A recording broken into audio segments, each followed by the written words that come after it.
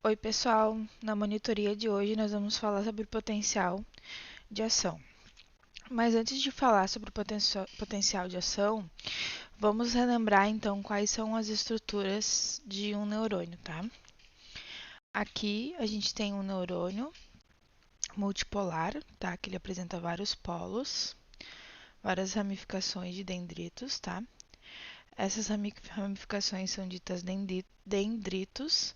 Aqui a gente tem o corpo celular, ou também chamado de soma, tá? Aqui a gente tem o núcleo desse corpo celular. Não está descrito aqui, mas essa região aqui é dita zona de gatilho, tá? Onde é disparado o potencial de ação, que vai ser percorrido por todo o neurônio, todo o axônio. Essa região, então, é chamada de axônio.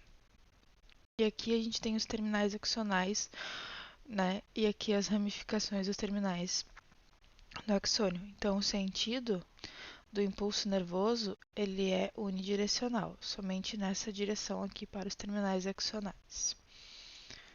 Então, falando um pouquinho do neurônio, relembrando o neurônio, tá? Ele tem como função coletar informação, processar e então gerar uma resposta, tá? Ele é a unidade morfofuncional do tecido nervoso e é constituído de três partes, como a gente viu: dendrito, corpo celular e axônio, tá? São as principais partes. O corpo celular, como a gente viu, então é a região que está o núcleo, citoplasma, que em algumas literaturas a gente pode encontrar o citoplasma como o nome de pericário, tá? Os dendritos, então, são prolongamentos numerosos em que eles são responsáveis pela captação do estímulo nervoso e levam, então, esse estímulo em direção ao soma, em relação ao corpo celular, tá? E o axônio, então, é um prolongamento único especializado na condução do impulso nervoso. Aqui a gente tem uma imagem de varredura, de microscopia de varredura, tá? Que a gente tem o corpo celular, as ramificações do dendritos, tá? E o seu axônio. Então, falando agora de uma estrutura do axônio, a bainha de mielina, ela é uma estrutura única, tá? Formada por uma membrana lipídica rica em glicocerol, fosfolipídios, colesterol e esfingolipídios, tá? Ela recobre os axônios, a bainha de mielina, e facilita a transmissão rápida, né, a condução saltatória no neurônio. Ela vai acelerar, então, a condução do impulso nervoso e ela funciona como um isolante, tá? E os impulsos ocorrem aos saltos ao longo do axônio através do nódulo de Ranvier. A gente vai ver mais pra frente, né, como é que funciona essa condução saltatória. Aqui eu só estou demonstrando a estrutura, tá? Aqui a gente tem que brevemente eu vou relatar, porque depois a gente vai ver lá no potencial de ação. Aqui a gente tem um neurônio sem bainha de mielina, tá? Onde o impulso, onde o potencial de ação vai passar por todo o axônio, tá? Por todos os canais de sódio. Na condução saltatória, ele vai saltar. Então, esse potencial de ação ele é mais rápido, tá? Neurônios mielinizados possuem um impulso nervoso, né, um potencial de ação, uma resposta mais rápida em comparação com neurônios que não possuem bainha de mielina, tá? Aqui é a demonstração, então, de um nervo e como os neurônios, né, como o axônio se comporta dentro deste nervo, tá? Ele sai lá da medula, passa pelo nervo e vai lá inervar, né, o seu sua estrutura alvo, pele, músculo, né, glândula, seja o que for. Aqui a gente tem que as fibras nervosas variam no calibre e possuem bainha de mielina ou não, como eu tinha falado, né? E lembrando que neurônios com bainha de mielina mais calibrosos, assim como esse, possuem a condução saltatória mais rápida. Eles são neurônios que transmitem o impulso nervoso mais rápido, tá? Agora, fechando os neurônios e falando um pouquinho sobre os tipos de canais iônicos, só para a gente relembrar que é um assunto muito importante, tá? A gente tem canais de vazamento de íons, tá? Onde eles são canais que se fecham e se abrem aleatoriamente. Aqui a gente tem o exemplo de um canal de vazamento para potássio, em que fica saindo potássio de dentro da célula para fora da célula, tá? A gente tem um canal, por exemplo, ativado por ligante, em que o seu ligante, né, a sua estrutura, por exemplo, vamos supor que é um neurotransmissor, tá? Que vai se ligar nesse canal, ele vai mudar a sua conformação e vai desempenhar a sua função. Por exemplo, vamos supor aqui a acetilcolina se liga ou qualquer outro neurotransmissor e faz com que entre sódio para dentro da célula, por exemplo, e despolarize essa célula, tá? Então, esse ligante faz uma função neste canal, em que ele é somente aberto pelo seu ligante, tá? A gente tem canais de estímulos mecânicos ou canal mecano ativado, em que um estímulo mecânico, então, vai ativar esse canal. Por exemplo, um canal da pele, em que a gente vai tocar na pele, tá? A gente vai fazer ali um toque na pele, a gente vai ativar esse canal mecano sensível e esse canal, por exemplo, vai fazer com que entre sódio para dentro da célula e despolarize aquela célula e faça com que a gente sinta aquele toque, tá? E a gente tem os canais dependentes de voltagem, que é quando o potencial de membrana, que a gente vai ver mais para frente o que significa esse potencial de membrana, muda. Por exemplo, a gente sabe que dentro da célula a voltagem é negativa, né? Então vamos supor que alguma coisa aconteceu naquela célula e ficou menos negativo, né? Ficou mais positivo, vamos supor o potencial de membrana dentro da célula. Este canal vai se abrir, tá? Aqui a gente tem o exemplo de um canal de potássio dependente de voltagem. Ele só vai se abrir quando a voltagem dentro da célula, então, mudar, tá? Agora a gente vai começar a caminhar para o potencial de ação, mas antes a gente precisa ver alguns conceitos, tá? Porque a gente lê, a gente olha os vídeos, eles falam potencial de equilíbrio, potencial de membrana, potencial de repouso, né? E a gente nunca sabe o que é. Então é importante a gente saber o que significa esses conceitos para a gente poder entrar dentro do potencial de ação. É que nem na última monitoria, né, em que a gente viu um pouquinho de física e química, para a gente poder entender o que está sendo falado, né, o que são íons, o que são ligações, né, então é importante a gente saber alguns conceitos antes. Então, o potencial de equilíbrio. Vamos revisar lá um pouquinho sobre o leque e o líquido, tá? O líquido extracelular, ele tem uma concentração maior de sódio, tá? Que é um cátion, uma concentração maior de cloreto, íon cloreto, que é negativo, e uma pequena concentração de potássio, que também é um cátion, tá? Positivo. Dentro da célula, do líquido intracelular, a gente tem uma maior concentração de potássio, tá? Que é um cátion, pequenas concentrações de sódio e de cloro, tá? Essas concentrações, assim, o porquê, né, foi a evolução quem nos trouxe, tá? Que a célula ela funciona melhor com concentrações elevadas de potássio dentro da célula e fora da célula ela funciona melhor, né? O seu meio extracelular funciona melhor com concentrações de sódio aumentada. Isso são convenções da evolução, tá? Então, o que a gente tem que garantem a permeabilidade? Lembrando, né? Líquido extracelular, líquido intracelular. Aqui a gente tem a membrana plasmática que divide. A gente tem uma membrana dividindo este meio, tá? O que garante a permeabilidade seletiva dessa membrana, né? São os canais iônicos que a gente viu. A gente tem canal iônico, que neste exemplo tá fazendo com que entre sódio para dentro da célula, entre cloro e saia potássio. Deixa eu ver uma coisinha aqui. Tá.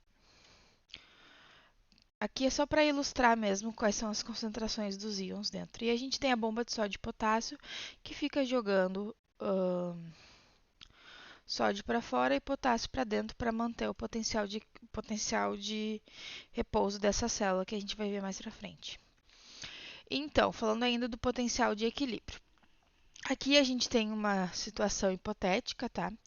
De um recipiente onde aqui no meio é a membrana, né, que divide esse recipiente. E fora desse recipiente, né, também a gente pode aplicar isso à célula, mas aqui é só uma situação hipotética para a gente entender o conceito, em que fora desse recipiente a gente tem uma concentração maior de potássio, tá? E dentro desse recipiente a gente tem uma concentração menor de potássio. Fora desse recipiente a gente tem uma concentração maior de cloro e dentro desse recipiente a gente tem uma concentração menor de cloro, desculpa, tá? Então vamos supor que a gente colocou um canal iônico aqui nessa membrana, tá? O que acontece? A favor do gradiente de concentração químico, tá? A tendência do potássio é entrar para dentro da célula. Por quê?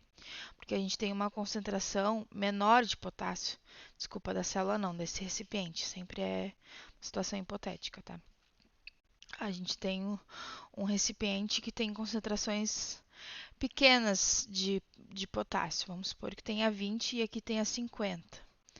Tá? A tendência, então, desse potássio é entrar para dentro desse recipiente. Tá? O que acontece?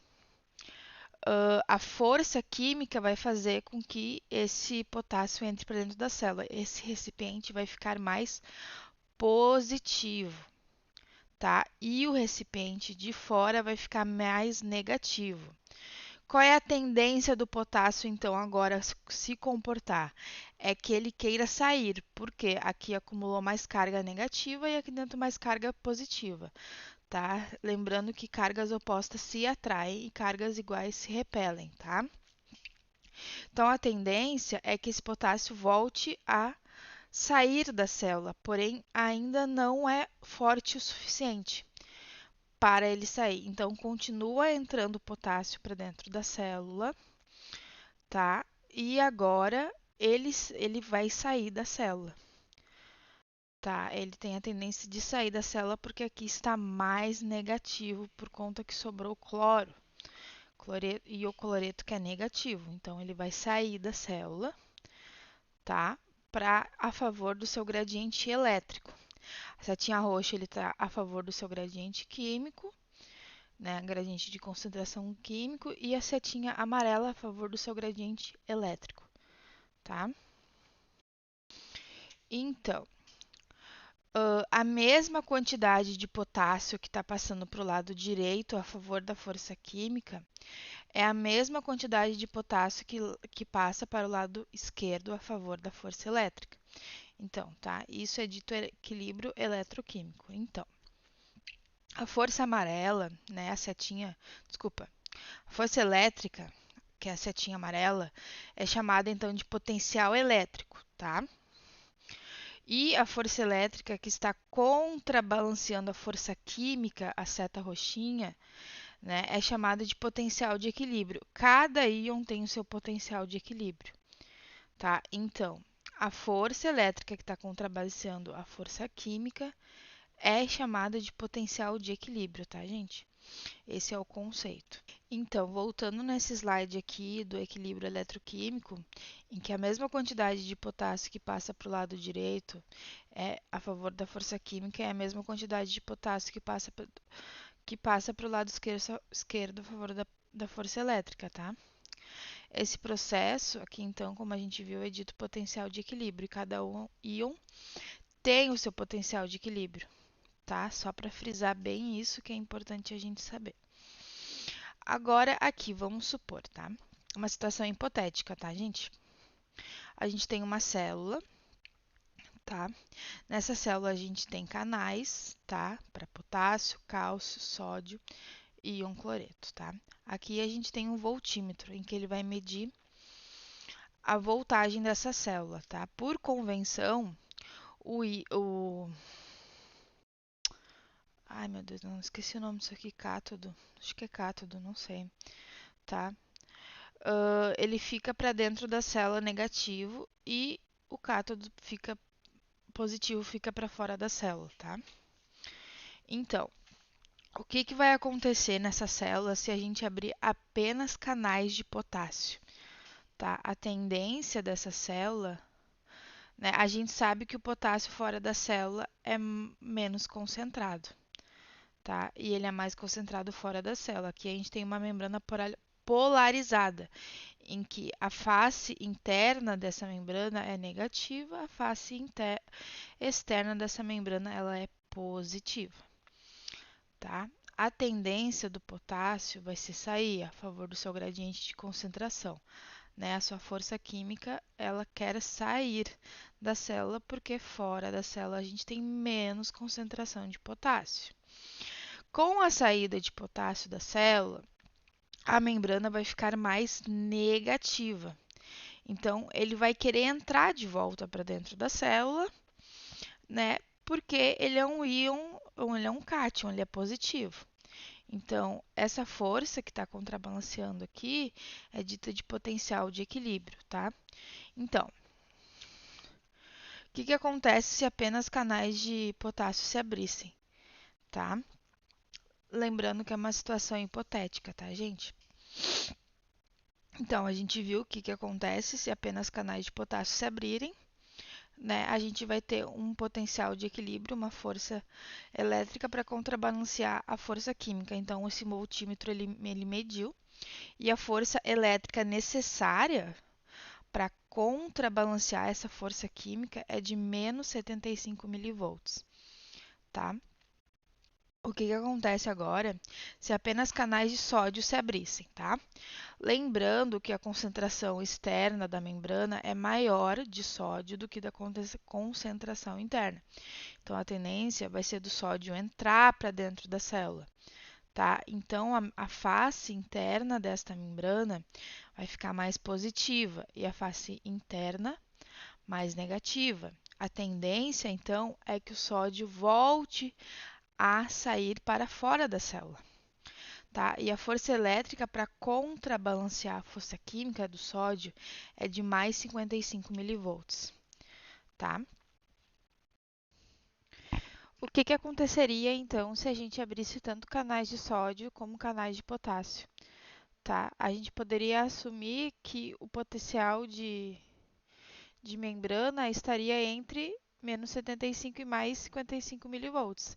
A gente chegaria a um valor de menos 10 milivolts, mas isso depende da permeabilidade da membrana. Tá? Aqui esse exemplo, essa situação hipotética, tá? A gente tem 50% da membrana permeável ao sódio e 50% permeável ao potássio. Então, o potencial de membrana desta célula seria de menos 10 milivolts nessa situação hipotética, tá? E quanto mais a membrana for permeável a um íon, mais ela vai assumir o potencial de equilíbrio desse íon, tá? Então, vamos supor que a gente abrisse 99% dos canais para sódio e 1% para potássio. Esse valor assumiria o potencial de equilíbrio do sódio, que é de mais ou menos mais 55 milivolts. O que aconteceria então se a gente abrisse 99% de canais de potássio e 1% de canal de sódio? Isso assumiria o potencial de equilíbrio do sódio, do potássio, desculpa, menos 75 milivolts, tá? Aqui a gente tem uma célula em repouso, ou seja, ela não está sendo estimulada, mas ela está, né, fazendo a sua respiração, está sintetizando proteínas, está ali de boa, mas ela não está sendo estimulada, tá? Essa célula está em repouso. O que acontece no potencial de membrana no repouso, então? Ele assume o valor de mais ou menos 70 milivolts. Por quê? Porque no repouso a permeabilidade ao potássio é 40 vezes maior. né? Então, no repouso, a membrana ela é mais permeável ao potássio e, por isso, o potencial de repouso da membrana é mais próximo ao potencial de equilíbrio do potássio, tá? E o que, que determina, então, a permeabilidade de algum íon? É o número de canal aberto para aquele íon, né? Como a gente viu, a gente tem canais com portões que se abrem e se fecham em resposta a sinais, e a gente tem canais abertos ou canais de vazamento que ficam ali, né, abertos o tempo todo, né? Que é o caso do canal de potássio, tá? E quais são os determinantes desse potencial de membrana? O que vai determinar o potencial de membrana, então, são os gradientes dos íons, tá? A diferença das concentrações desses íons dentro e fora da célula. A permeabilidade seletiva da membrana, se em repouso a membrana ela é mais permeável ao potássio do que ao sódio. E a bomba de sódio e potássio ATPase, que é responsável, então, por manter o gradiente de íon sódio e potássio em equilíbrio, tá? Dentro e fora da célula. Transporta sódio para fora e potássio para dentro da célula, tá? E ajuda a manter o potencial de membrana negativo.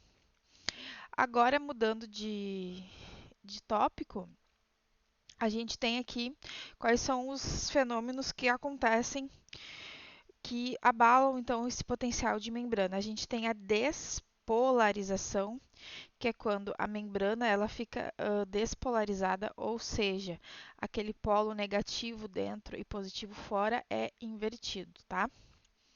A gente tem a repolarização, que é quando esse polo positivo fora e negativo dentro volta ao normal, e a gente tem a hiperpolarização, que é quando a célula fica hiperpolarizada, super negativa, tá? Antes da gente entrar no potencial de ação, então, a gente vai falar um pouquinho sobre o potencial graduado. Tá, primeiro vamos mostrar aqui o que, que a gente está vendo na imagem, tá? A gente está chegando a um estímulo de um terminal sináptico, de um terminal axônico de outro neurônio, tá? Aqui estão os dendritos da célula do neurônio alvo. E aqui a gente tem o corpo celular, a zona de gatilho, que é onde vai ser deflagrado então esse potencial de ação, e o axônio dessa célula, tá? Aqui a mesma coisa, aqui a gente tem o terminal sináptico, então, né? Chegando nesse corpo celular deste neurônio. Então, vamos supor o seguinte, tá? Vamos pensar nos receptores de dor da pele, tá? São células que captam a dor e levam até o cérebro, tá? Vamos supor que a gente dá um toquezinho na pele e não dói. Isso não é o suficiente, então, para ativar os receptores de dor.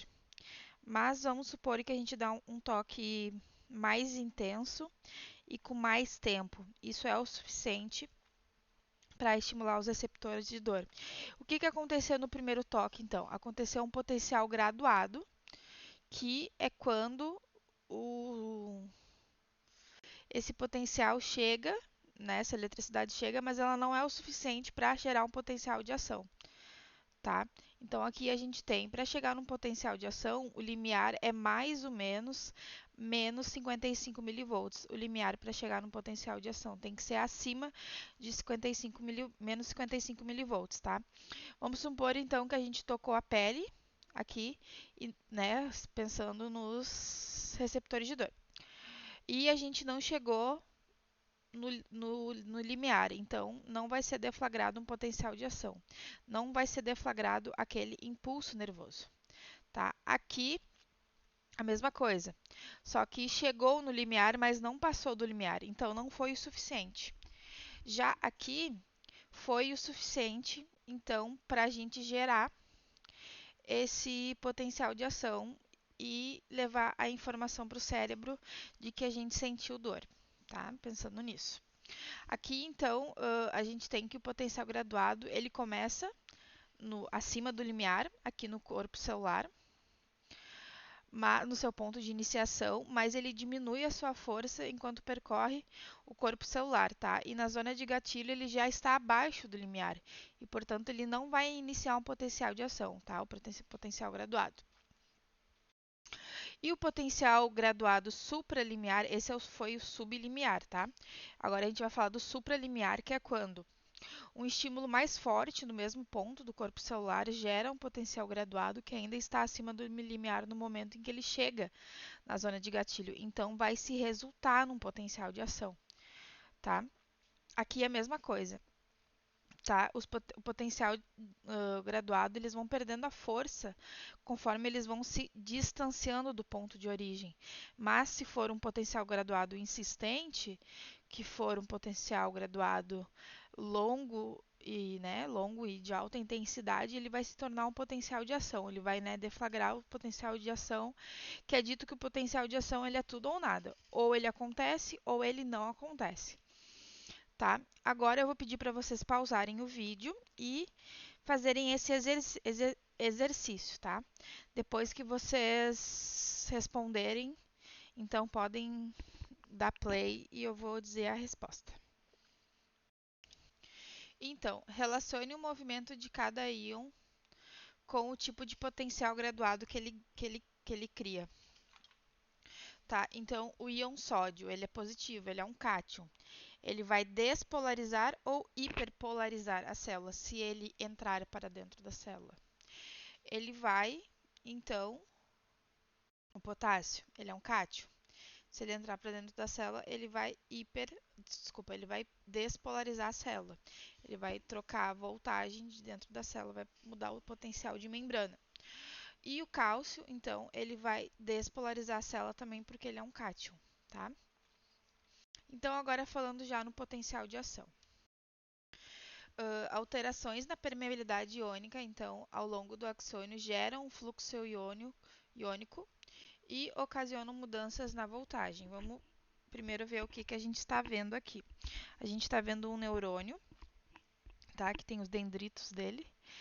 A gente tem o corpo celular, a zona de gatilho, o axônio, os terminais axonais aqui, né, terminal sináptico, e outro neurônio. Está acontecendo uma sinapse aqui na pontinha, tá? E aqui a gente tem a bainha de mielina. E aqui a gente tem o voltímetro, que ele está medindo a voltagem aqui no nodo de Ranvier. Tá? O que acontece então? Vamos ao passo a passo. Tá? Se precisarem pausar o vídeo para anotar, podem pausar. Número 1, então, a célula está em repouso. Tá? O potencial de membrana está em repouso, está ele em menos 70 milivolts, ela está de boas, não teve nenhum estímulo. Já no 2, chegou um estímulo despolarizante para ela.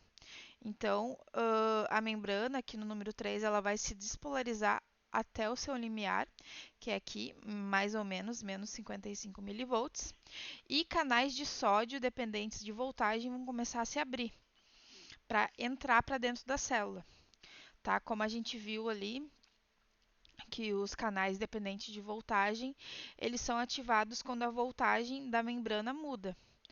Tá? Então, vai começar a entrar sódio para dentro da célula e o influxo rápido desse sódio vai despolarizar a célula aqui no item 5. Então, vai acontecer o potencial de ação. Já no número 6, o potássio vai começar a sair da célula em direção ao líquido extracelular. Tá? Como mudou a voltagem da célula, ficou mais positiva, canais de potássio, então, vão se abrir, voltagem independente, tá? E vai começar a sair potássio de fora da célula, para fora da célula. Tá? Ou seja, a membrana vai começar a ficar mais negativa, ela vai voltar à sua repolarização. Tá? Agora no item 7. Os canais de potássio, então, vão continuar abertos e mais potássio vai sair da célula hiperpolarizando essa célula aqui no item 7. Vai tornar ela mais negativa, vai tornar ela mais difícil de receber um novo estímulo. Tá? E no número 8, então, os canais dependentes de voltagem de potássio, que se abriram aqui no 5, vão se fechar e cada vez menos potássio vai sair de dentro da célula.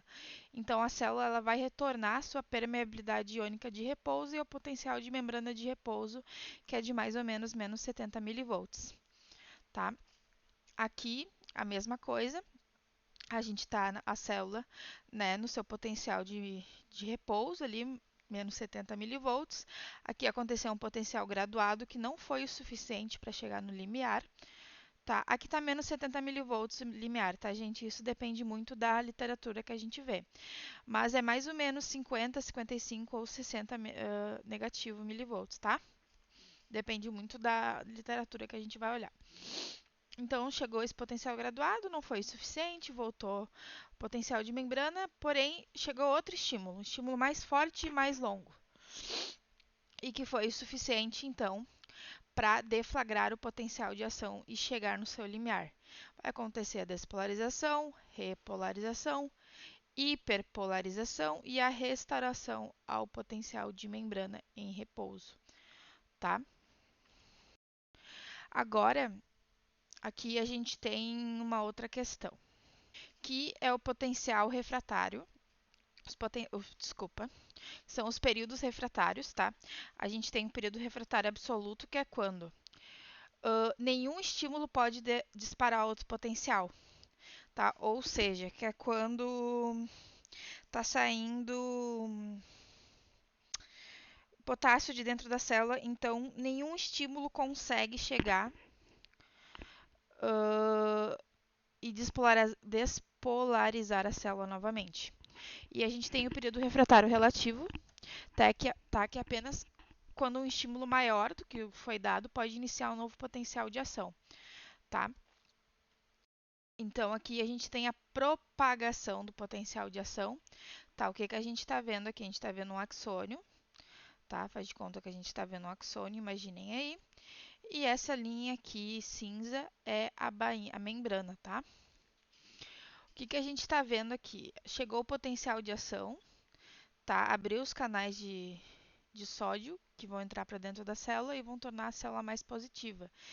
Esse sódio ele vai ir para o canal vizinho e vai despolarizar a membrana vizinha cada vez mais, assim sucessivamente, até chegar no seu objetivo, que é lá no terminal axonal, tá? O que que acontece, então, quando a gente tem a bainha de mielina, faz com que essa propagação seja mais rápida, tá? Ou seja, aqui a gente tem um axônio sem bainha de mielina.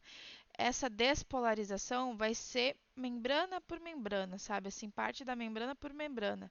E quando a gente tem, então, a bainha de mielina aqui em azul, essa condução vai ser dita condução saltatória. Então, ela vai saltar de um nodo a outro. Então, vai ser uma condução mais rápida. Tá?